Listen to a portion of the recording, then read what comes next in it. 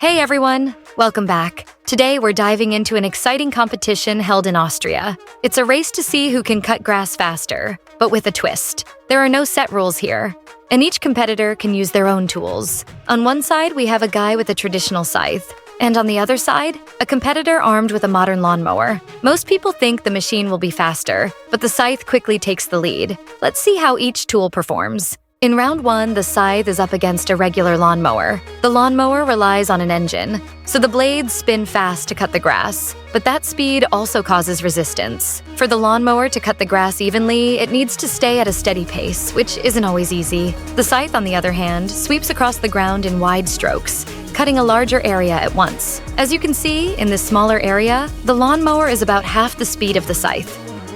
Round 2 kicks off with the scythe up against a larger handheld mower. This mower works more like a small tractor, with handles on both sides to control direction.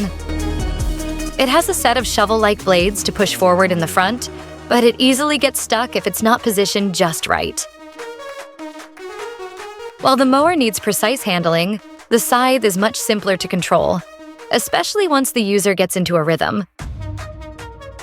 At one point, the mower gets stuck, losing a few seconds. The scythe takes advantage of this mistake and catches up. And the scythe pulls off a win again. It was close, but if it weren't for the mower's mistake, the scythe probably wouldn't have won.